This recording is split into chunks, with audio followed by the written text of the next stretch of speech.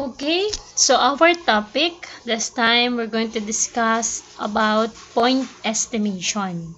So, ano ba yung importance at saka paano ba yung tinatawag na point estimation in engineering data analysis?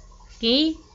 So, for introduction, the field of statistical inference consists of those methods used to make decisions or to draw conclusions about a population. So, yun naman talaga yung pinaka-objective, di ba? Why we do statistics. Okay? That is to make decisions or to draw conclusions about a population.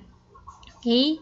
Statistical inference may be divided into two major areas: the parameter estimation and hypothesis testing. Okay? So, pwede daw nating hatiin. So, we do the statistical inference sometimes para mag-estimate ng isang importanteng parameter, which is very, very common in engineering. Okay? And the other one naman is hypothesis testing. Especially naman, very common din naman ito sa engineering kasi minsan we try to study yung interrelationships between two parameters. Okay, so doon nagiging important yung hypothesis testing. Okay, so for now, we're going to focus on the parameter estimation or what we call point estimation. Okay? Suppose that a structural engineer is analyzing the tensile strength of a component used in an automobile chassis. Okay? So, si engineer daw, ina-analyze niya. Meron siyang data ng tensile strength ng isang component ng isang automobile chassis. Since variability in tensile strength is naturally present between the individual components, so hindi naman uniform talaga na pare-parehas yung tensile strength na nasusukat daw. So, very common daw na magkaroon tayo ng tinatawag na variation or variability. Bakit? Because of differences in raw material, batches, manufacturing processes, and measurement procedures. So, yun yung mga areas na pwedeng pagmulan ng variation daw ng tensile strength. Now, what the engineer is interested in is estimating the mean tensile strength of the components. So, gusto niyang i-estimate gaano kaya yung mean or average na tensile strength ng mga components given nga na magkakaiba-iba sila. So, in practice, the engineer will use sample data. So, hindi naman pwede yung lahat talaga ng minamanufacture nung company na parts or components, lahat ay susukatan niya, tapos ay lahat ay gagamitin niya to compute yung mean. So, generally, practically, ang gagawin ni engineer ay kukuha lang daw siya ng sample data. Okay? So, kunwari, sa 1,000, kukuha siya ng 100. Sa 100, kukuha lang siya ng 10. Or what, ever na-decide niya na enough, to compute a number that is in some sense a reasonable value or guess of the true mean. Okay? So, yung makukuha niyang mean dun sa sample data, sabi dyan, is in some sense ay reasonable daw na tawaging or ipalagay na malapit doon sa true mean. Okay? So, ang tawag daw natin sa number na yon is a point estimate. Okay? So, parang sinasabi natin dito, ngayong point estimate, kunwari meron tayong parameter para sa isang population na gusto nating malaman, then kukunin lang natin yung parameter gamit ang isang set of samples. So, yung nakuha nating value ng parameter, yun na yung tinatawag natin na point estimate. Okay? So, bale, alam nyo na naman, di ba, na-discuss natin kung ano yung difference between a population and a sample. So, we tend to do sampling kapag hindi natin, if it is impractical to investigate doon sa lahat ng components or members ng ating population. So, ang masusukat natin doon ay yung parameter na gusto nating na masosolve natin na magiging representative ng parameter para sa population. Yun yung parang pinaka-point estimate natin. Okay? So, sabi dito, a point estimate of some population parameter theta is a single numerical value of a statistic phi. Okay, di ba? Ang napag-discuss natin noon, yung definition ng mga terms natin ng statistics. So, pag sinabi natin na parameters or value na kinompute natin from sample, ang tawag natin na statistic. Okay? Pagka from the population, ang tawag natin ay parameter. Okay? So, the statistic phi is called the point estimator. So, yung phi ngayon na yon ang gagamitin natin in replacement of our theta because it is impractical for us to compute for theta. So, what we do is to compute based on the sample. Kaya makukuha lang natin ay si statistic na phi. Ang tawag natin doon is si point estimator. So, as an example again, suppose that the random variable x is normally distributed with an unknown mean. The sample mean, x bar, so that's the notation of sample mean, is a point estimator of the unknown population mean mu. So, take note of the notations, okay? Kapag sample mean, x bar. Kapag population mean, that's mu. Okay? So, yung mga na-discuss natin na mga probability distribution, di ba kinukuha natin ang mean natin dun? Mu yung ginagamit natin dun. So, for the whole population yun. Okay? Now, if we have the values 25 for x1, x2, 30, x3, 29, and x4, 31, so this is a set of samples. Okay? So, the point estimate of mu, okay? So, again, mu is the population mean. Ang estimate for mu would be the x bar. Okay? So, which is alam naman natin ang pag-compute. We simply add them all and divide kung ilan sila. Divided by 4. So, our mean is 28.75. Okay? So, itong point estimator natin na si x bar, siya ngayon ang pinaka-valueng i-consider natin as the population mean. Because we do not have the capacity to compute for the population mean. Mangyayari if the data or yung numbers ng kasama sa population ay sobrang dami. Okay? So, similarly, if variance naman daw is also unknown, diba? A point estimator for variance is the sample variance S square. Okay, pagdating naman sa variance, so itong symbol na to ang nagre-represent sa variance. And then sa sample variance population variance ito. Ito naman ay sample variance. And the numerical value can be computed as, so ito yung formula ng pagkuha ng sample variance.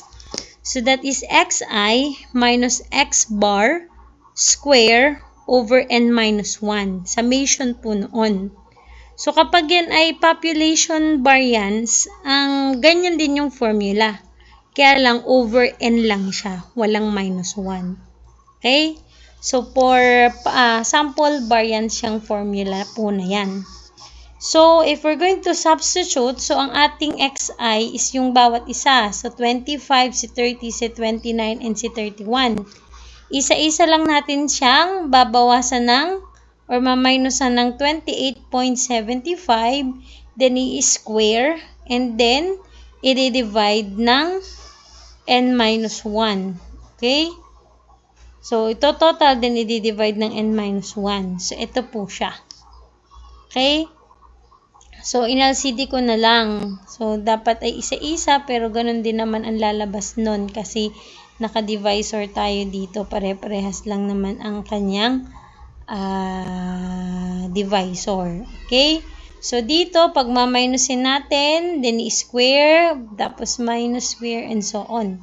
So, magiging sample variance natin is 6.9167. So, ito ngayon ang point estimator para sa ating population variance. Okay? So, sana nagiging maliwanag sa inyo pagka sinabing point estimate, this is simply yung same measurement or same parameter, kaya lang ibibase mo siya sa sample population, sa sample instead na buong population. And then, yun na yung gagamitin mo. Okay, as estimate. So, we may have several different choices for the point estimator of a parameter. So, may mga chances daw o may mga pagkakataon na iba-iba yung choices natin para i-represent or gawing point estimator ng isang parameter. So, for example daw, if we wish to estimate the mean of a population, we might consider the sample mean, the sample median, kasi measures of central tendency, or perhaps the average of the smallest and largest observations in the sample as point estimators. So, lahat yon pwede mong i-consider as point estimators. Pero, syempre, kailangan mapili mo kung alin yung pinaka malapit dun sa true value nung parameter na ini-estimate mo.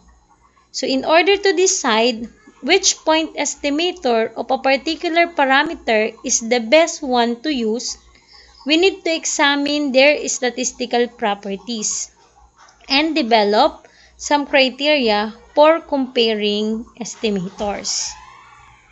So, an estimator should be close in some sense to the true value of the unknown parameter. Siyempre naman, kasi pag mag-estimate tayo, dapat pinakamalapit doon sa ating in-estimate.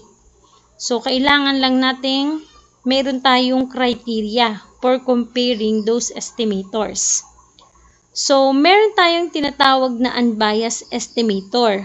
We say that phi, okay, is an unbiased estimator of theta if the expected value of phi is equal to theta. Okay? So, malalaman daw natin na unbiased yung ating estimator kapag nag-compute daw tayo ng expected value ng ating phi ay nag-equal kay theta. Kaya lang mahirap patunayan yun. Diba? Kasi kaya ka nga mag-estimate ng value ni theta is dahil hindi mo nga alam ang value niya. Okay? So, mahirap patunayan yung na ang isang point estimator natin ay unbiased or hindi. Pero merong derived formula para dyan. Medyo mahaba yung computation. So, hindi ko na siya in-include dito sa ating discussion. Okay? Pero, sometimes, there are several unbiased estimators for the sample population parameter. So, minsan daw, marami tayong estimators, unbiased siya. So, hindi natin sure kung equal nga siya doon sa ating theta yung expected value. So, for example daw, meron daw tayong a random sample of size 10 from a normal population. We have this data. 12.8, 9.4, 8.7, 11.6, 13.1, and so on. Okay? So, ano yung magiging point estimators natin dyan? Okay? So, syempre, nangunguna-nguna yung mean natin. The sample mean would be, so we're just going to add them all and then divide it by 10. So, ang ating x bar is 11.04. Okay? Then, pwede rin natin gamitin si median, di ba? The sample median. Paano ba kukunin si median? Di ba? Ang una muna ay i-arrange natin yung data from lowest to highest. Ito siya. No, si 8.5, then 8.7, 9.4, 9.8, 10.3, 11.6, and so on. Hanggang 14.1. So, pagkuha ng median, di ba yun yung gitnang value? Kaya lang, this is an even number. So, wala siyang pinaka-gitnang value. So, kukunin natin yung dalawang nasa middle values. Yung 10.3, kasi pang-5 at pang-6 yan. 1, 2, 3, 4, 5, 6. So, itong dalawa. And then, we divide it by 2 to get the median. Diba? Therefore, our median is 10.95. So, as you can see, ang lapit niya lang doon, di ba? Si mean at saka si median ay magkalapit lang. Kaya pwedeng malilito tayo. Alin yung gagamitin natin dyan? Kunwari sila ay lahat ay unbiased. Okay?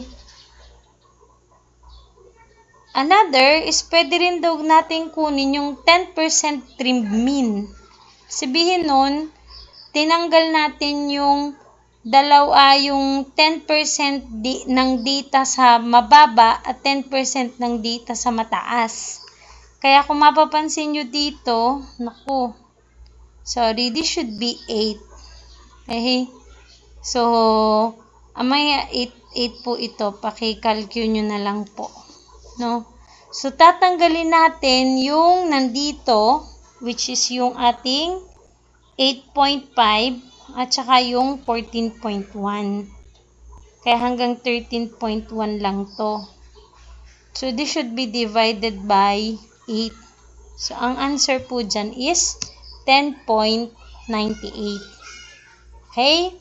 So, ang lapit lang uli. Di ba? 11.04, 10.95, tsaka 10.98. So, alin sa kanilang tatlo yung dapat nating magamit as the point estimator?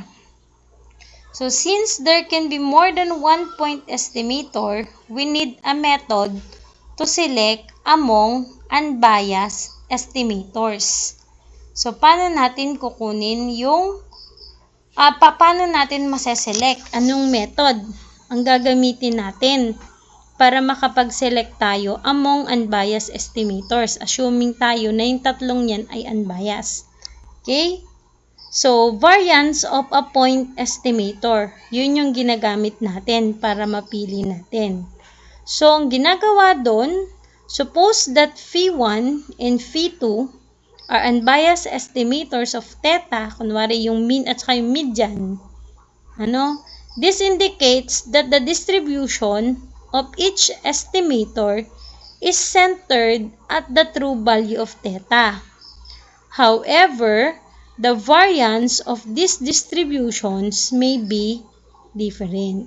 So, possible daw na yung phi1 and phi2, pareha silang unbiased, na ang ibig sabihin nun, yung center nila, nung kanilang distribution, ay nakagitna dun sa true value ng theta. Pero, posible na magkaiba yung variance ng distribution. Ano nga yung variance?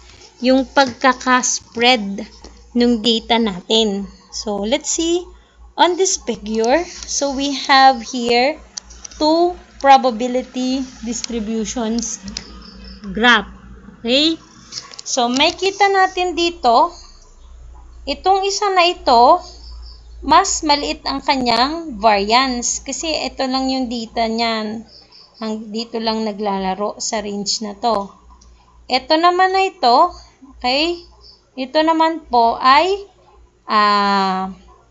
mas malawak ang kanyang spread. O ibig sabihin, mas malaki ang kanyang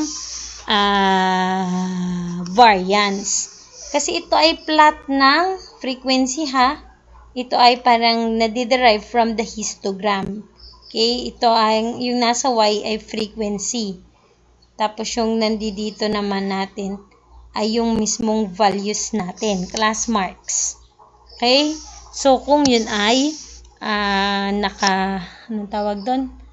naka-group yung data natin. Ano? So, ito yung true value pala ni theta. So, yung center nung dalawa, pumapatak parehas sa value ni theta. Ibig sabihin, they are both nga unbiased estimators.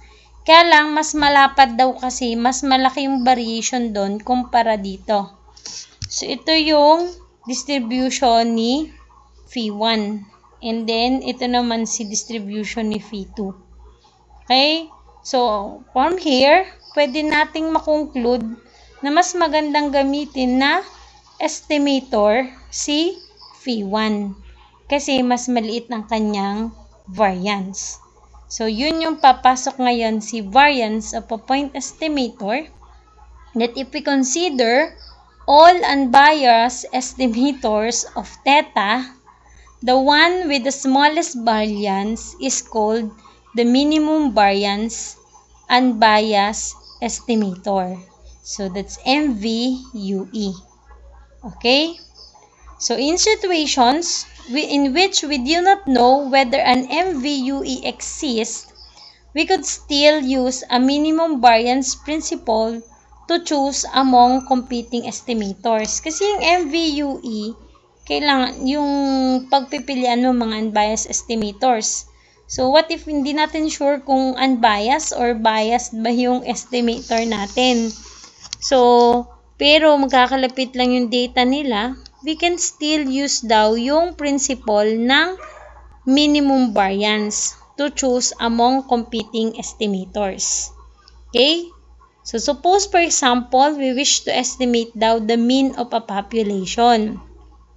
We have a random sample of n observations. And we wish to compare two possible estimators for the population mean. Ang gagamitin natin is the sample mean x bar and a single observation xi from the same sample. Okay? So, pwedeng kunin natin yung mean or pumili na lang tayo ng kahit na anong value doon sa sample natin. Okay? So, alin yung mas maganda na gagamitin natin as possible estimators? So, obviously, mas maganda naman talaga yung mean. Tama, di ba? Pero, paano kung median? Di ba median can be a single observation from the sample? So, ano ba yung problema natin kay mean? It is affected by extreme values. So, minsan, hindi rin nagiging maganda. Okay? Pero, kung base natin sa formula, for sample mean, ang variance kasi ay equal sa sigma square over n. Pag variance ng any observation, yung sigma square lang. So, ibig sabihin, nakikita natin, ito may divisor to. So, obviously, yung variance niya ay mas maliit kumpara dito. So, that is when your n is greater than or equal to 2. Okay? So, pag isa lang, syempre, pantay lang yan. Okay? Pero, syempre, lagi naman tayong greater than or equal to 2. So, yung ating variance for sample mean would be less than the variance for a single observation. So, we may say na mas maganda yung gagamitin natin ay yung sample mean as our point estimator. Okay? Then, meron tayong tinatawag na standard error. Kasi kapag nag-estimate tayo, laging kasama nun yung error. Tama? As much as possible, our estimate ay as accurate ang value niya dun sa ating in-estimate. Pero mahirap gawin yun. Tama? Estimation tayo, palaging may error. So, ano ba yung standard error? So, the standard error daw of an estimator is simply its standard deviation. Okay? So, given by yung square root lang ng kanyang variance. So alam naman natin ang standard deviation is simply the square root of the variance. So, if the standard error involves unknown parameters that can be estimated, substitution of those values to the sigma or the standard error produces an estimated standard error. Okay? So, pag hindi natin ma-measure, kasi merong unknown parameter sa pag-compute ng standard error, so pwede tayong i-estimate din yung standard error na yon. Okay? So, for example daw, we have an article in the Journal of Heat Transfer. Medyo matagal-tagal na itong article na ito, noong 1974 pa, page 59. Describe a new method of measuring the thermal conductivity of armed co-iron. Using a temperature of 100 degrees Fahrenheit and a power input of 550 watts, the following 10 measurements of thermal conductivity were obtained. Okay? So, hanap tayo ngayon ng point estimator ng ating thermal conductivity in BTU per hour feet degree Fahrenheit. So, syempre, ang gagamitin natin na point estimator for the thermal conductivity. So, una, syempre, plugging yung mean. So, pag kinuha natin, so ito yung given natin. So, a point estimate of the mean the thermal conductivity at 100 degree Fahrenheit and 550 watts is the sample mean. Okay? So, pag kinumpute natin yan, that would be 41.924 BTU per hour feet degree Fahrenheit. Okay? So, ito yung ating point estimator. So, paano natin kukumputin yung kanyang error? Okay? So, the standard error of the sample mean is, syempre yung formula ng ating variance, no? Ang pag-compute lang daw nun ay, variance over n, square root nun. Okay? So, and since yung standard deviation natin is unknown, yung sigma, kasi sa population yun ang meron lang tayo ay sample. We may replace it by the sample standard deviation S. Na ito naman yung formula, katulad ng formula na ginamit natin kanina. Okay? So, pagka sinubstitute natin yan, medyo mahaba lang, hindi ko na siya inilagay sa PowerPoint. Simply 41.6 minus 41.924 square plus 41.48 minus 41.924 square plus 42.34 minus 41.924 square. So, isa-isa mo lang yung isa-substitute dito. Okay? Tapos, ito yung iyong sample mean. Okay? Then, ito total and then you divide it. You divide it by n minus 1 or 9. The answer would be 0.284. Okay, so this is your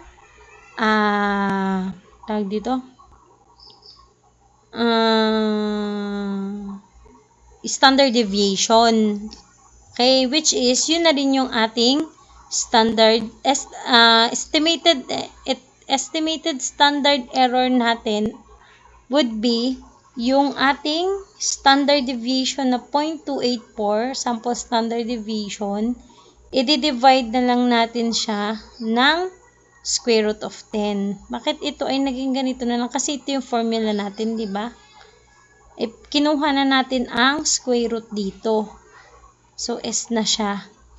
Over yung square root ng N. Okay, so ang estimated standard error lang natin ay 0.0898. Okay, so maliit lang siya. In fact, we could notice na yung standard error daw natin is about 0.2% lang ng ating sample mean. Kung ipagdi-divide natin yung 0.80898, i-divide natin siya ng 41.924. So, nasa 2% lang daw ng sample mean yung ating standard error. So, maliit lang siya. So, it will imply that we have obtained a relatively precise point estimate of the thermal conductivity. Okay?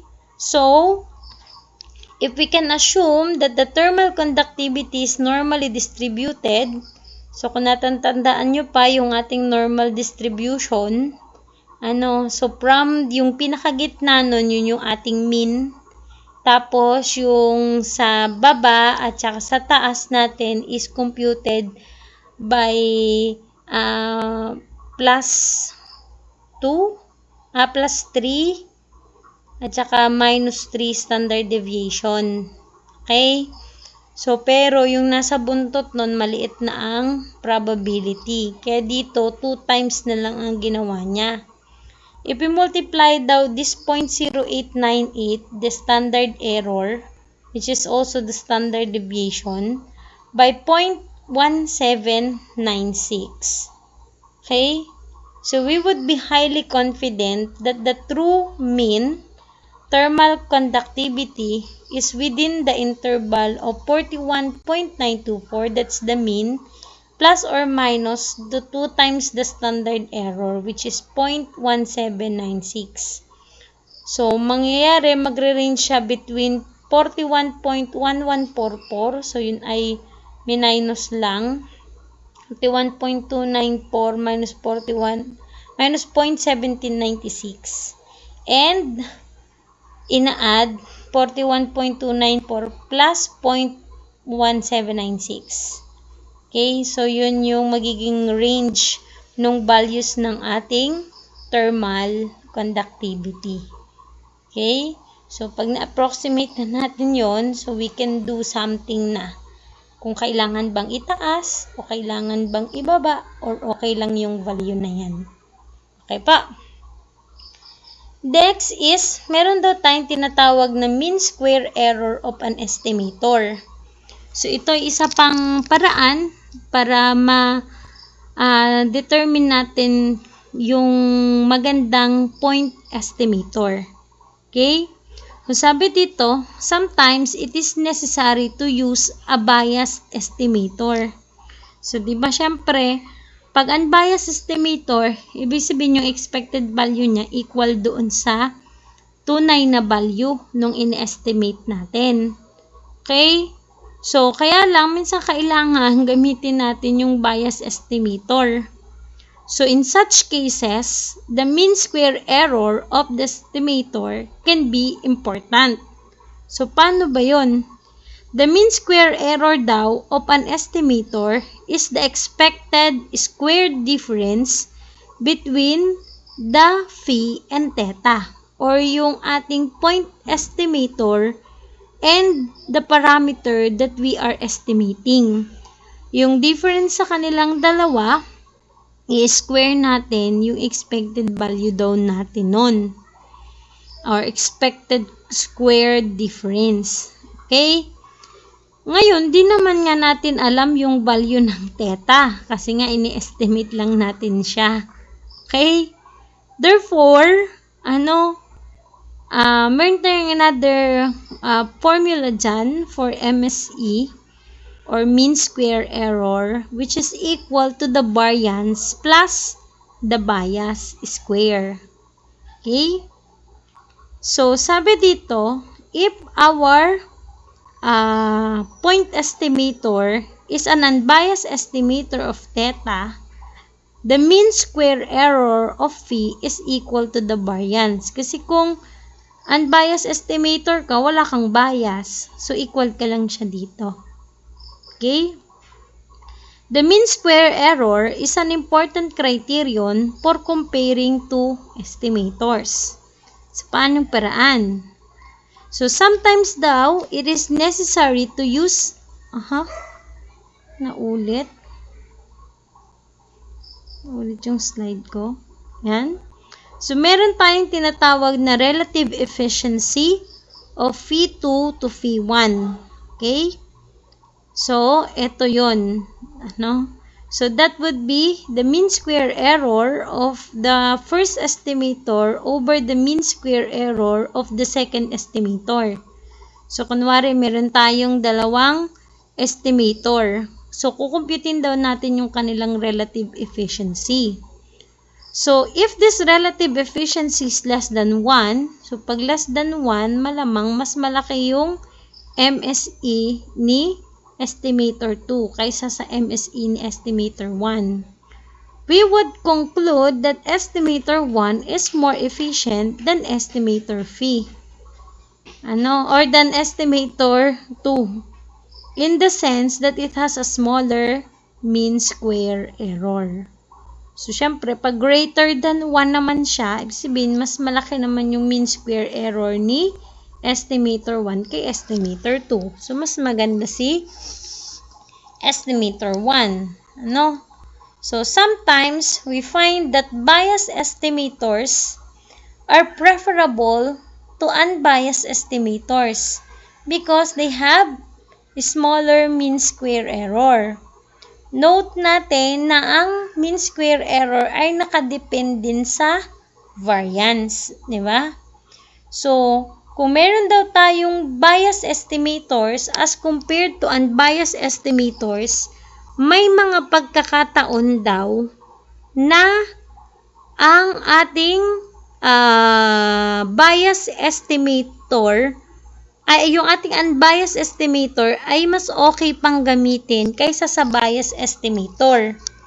That is, kapag masyadong malaki ang variance ni biased estimator. So, di ba dito sa formula na ito? Okay, kapag ka unbiased kasi wala ito. Pero kung masyadong malaki naman yung value ng variance mo, malaki yung mean square error mo. Okay? Pero kahit meron kang maliit na bias, tas i-square mo pa, kunwari, 0.1. So, 0.1 squared, it's 0.01, right? 0.1 o 0.1. So, pero ang variance mo pala ay maliit lang. So, pag inad mo siya, lumalabas na mas malaki pa rin yung makukuha mo, ay mas maliit pa rin yung makukuha mong mean square error. Kesa doon sa mean square error nung unbiased pero malapad naman ang kanya or malaki naman yung kanyang variance. So, tingnan natin yung ating figure na ito. So, kunwari, ito yung distribution ni estimator 1 mo. Ay, ni estimator 2 pala. Wherein, siya ay isang unbiased estimator.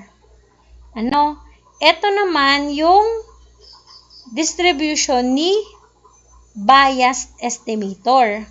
So, may difference siya kumpara sa true value ng ating parameter. Yung pinaka-center niya, hindi siya naka-center doon. Pero dahil sa mas maliit yung kanyang variance, nyo, hindi masyadong malapad yung ating histogram, okay, or yung ating curve. So, ibig sabihin nun, possible na magkaroon ng mas maliit na mean square error si point estimator 1 kumpara kay point estimator 2. Okay? So, an estimate based on point estimator 1 would more likely be close to the true value of theta than would an estimate based on point estimator 2. Okay? So, yun po yung pagpili between estimators. So, naka-base siya sa variance. Kaya nga po, hindi minsan kulang yung ma-measure mo lang yung mean. Ano? So, kailangan ma-measure mo din yung kanyang measure of dispersion or yung spread niya, which is usually based on variance or standard deviation. Okay? So, that would be all. That's just an introduction for point estimation. Okay? So, thank you, and hopefully you become familiar with what is point estimators and how to choose among different point estimators. So, thank you and God bless.